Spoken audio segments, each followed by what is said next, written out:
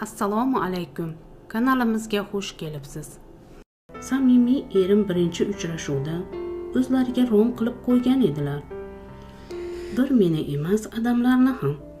Choy icharkanlar kuzatib o'tirib o'zimga o'zim deyman. Insonlar naqadar adolatsiz. Har doim dinsizlar musulmonlarni juda qo'pol, xunuk qilib ko'rsatishga urinib kelishgan.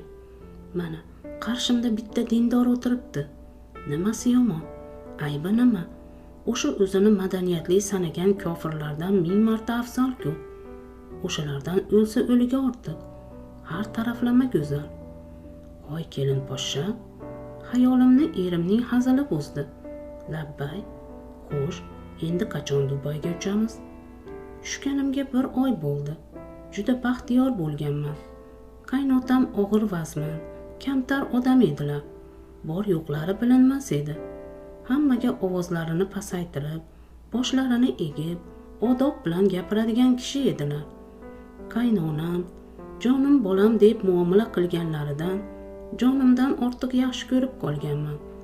Tibbiyot oliygohining 2-kurs talabasi edim va o'qishimni davom ettirishimga hech kim monelik ham qilmadi. O'sha paytlar qaynonamning yordamlari juda katta bo'lgan.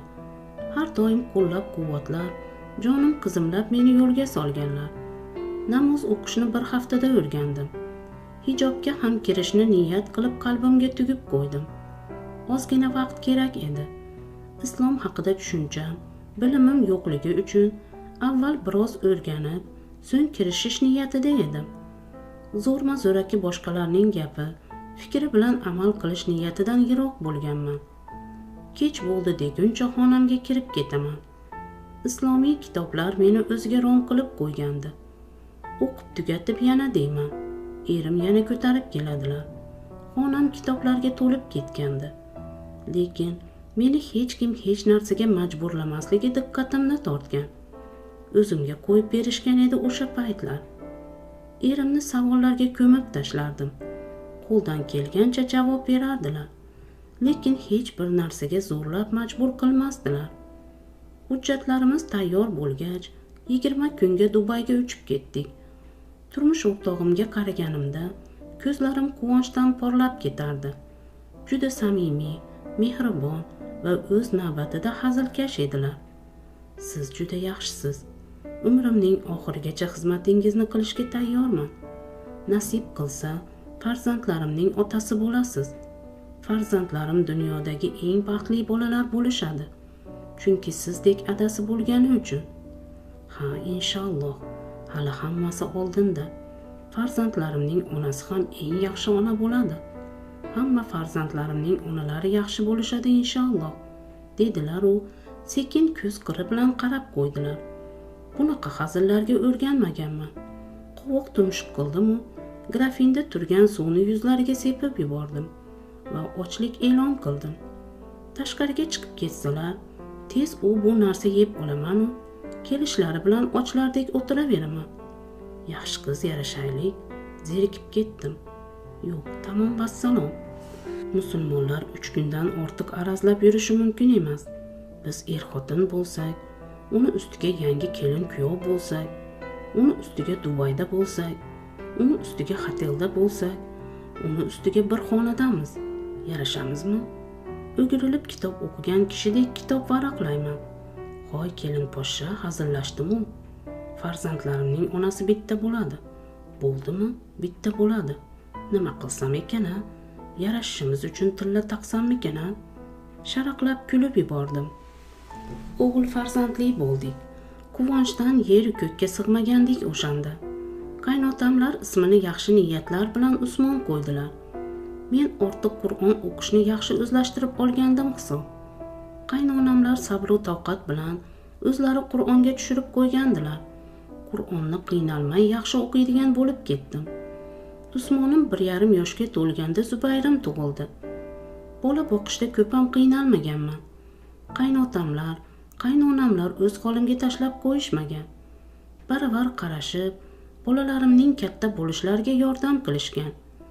Zubayrim 4 yoshga kirganda Umarim tug'ildi. Turmush o'rtog'im, meni arslonlarim, polvonlarim, kuragi yer ko'rmasin o'g'illarimni deb erkalar edilar. Umarim 2 yoshga kirdi. Men diplomli bo'ldim. Qancha mashaqqat, mehnat evaziga o'qib bitirgan edim. Endi men ham malakam bo'lmasa ham shifokor edim. Qaynonamlar shifokorim derdilar. 4-farzandimni qiz bo'lishini istadik. Lekin Allohning irodasi. O'g'lim Abdulloh dunyoga keldi. Bu orada otamdek ko'rganim, mehribonim qaynotamlar olamdan o'tdi. Osmonimiz qorong'ulashib, uyimizdan quvonch ketdi. Abdulloh 3 yoshga kirdi, alhamdulillah. Qizimiz Safiya tug'ildi-yu, yig'isi bilan bizni kuldirdi. Uyimiz shodlikka to'lgandi. Hamma xursand.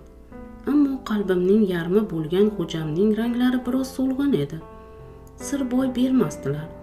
Lekin men ko'zlariga qarab, dardlari borligini payqagandim. Kasalni yashirsang isitmasi oshkor qiladi. Turmush o'rtog'imning ranglari borgan sari so'lib boraverdi. So'rasak aytmasdilar. Qur'ondan bosh ko'tarmaydigan bo'lib qoldilar. Tahajjudlarni tark qilmaydigan bo'lib qoldilar. Nafl namoz, nafl ro'zalarning keti uzilmay qolgandi. Lekin ne dardlari borligini ayta qolmasdilar. O't pufagi saratoni. Biz ancha kech bildik. Sevara, bolalarning darslari chala qolib ketmasin. Har doim qarab e'tiborda bo'lgin.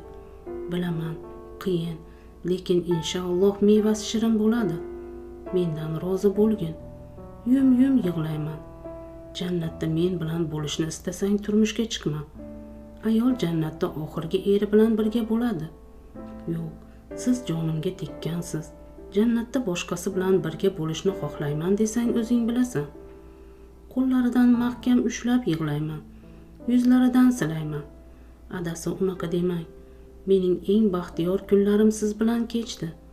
Qanaqa qilib sizni boshqasiga almashtiraman? Siz mening bor yo'g'imsiz. Borlig'imsiz, ishoning. Yaxshi niyat qiling. Hali tuzalib ketasiz. Boshimni silaydilar. Qo'llari titraydi. O'lim ertami kech, xohlasak xohlamasak kelar ekan. Inson kelib ketuvchi. Hech birimiz abadiy yashab qola olmas ekanmiz. Turmush o'rtog'imni mol davlatimiz bilan ham olib qola olmadik. Puliga ishonganlar naqadar ahmoq insonlar ekanini boshimizga dard, musibat kelganida o'zimda ko'rdim. Qattiq ishongan pulimiz hech narsaga yaramadi. Juda erta beva qoldim. Dang'illama hovlimiz huvillab qoldi. Qaynonamlar, men, 5 ta bolam. Ora-sira qaynisingillarim kelib ketishadi. Uyimizda har kuni yig'i-sig'i. Unutish, chalg'ish oson bo'lmadi bizlarga. Baxtimga farzandlarim bor. Ular bilan o'zimni o'zim ovutaman. Qaynonamlar jonim onam, jigar porasi farzandi uchun yonsa ham menga bildirmaydilar. Vaqtlarini Qur'on o'qish bilan, farzandlarimga yodlatish bilan o'tkazadilar. Qaynonamlarni televizor ko'rganlarini ko'rmaganman hech. Dilni buzadi, fikrni chalg'itadi, oxiratni unuttiradi, o'limni esdan chiqartiradi derdilar. Vaqtlarini doim unumli o'tkazganlar. Men ham qaynonamlardan ko'p narsa o'rganganman. Bir kuni qizlarini chaqirdilar. Hammamizni yig'dilar. Meni ham boylab berib qo'ymagan. O'lim har onda kelib qolishi mumkin. Sizlarga berishim kerak bo'lgan va aytishim kerak bo'lgan narsalar bor, dedilar va barcha taqinchoqlarini o'rtamizda sovg'a qilib bo'lishib berdilar. Uy-joy mening nomimga o'tadigan bo'ldi. Mening xabarim yo'q. Xo'jayinim tirikliklarida meros haqqini singillariga berib qutulgan ekanlar. Qaynonamlardan Alloh rozi bo'lsin. Hamma narsani juda chiroyli taqsimlab berdilar va mening qo'limga alohida o'ralgan korobka uzatdilar. Hayron bo'lib qoldim. O'g'lim Mahrga hajga olib borish kerak edi. Nasib bo'lmadi. Sizga berib qo'yishimni iltimos qilgandi. Qizim, o'g'limdan rozi bo'ling. Haqqiga duo qiling. Qaynonamlarni quchoqlab yig'layverdim. Alhamdulillah yengil tortdim. Mendan keyin ham shunday ahil bo'linglar. Doim bir-biringizni qo'llab-quvvatlanglar.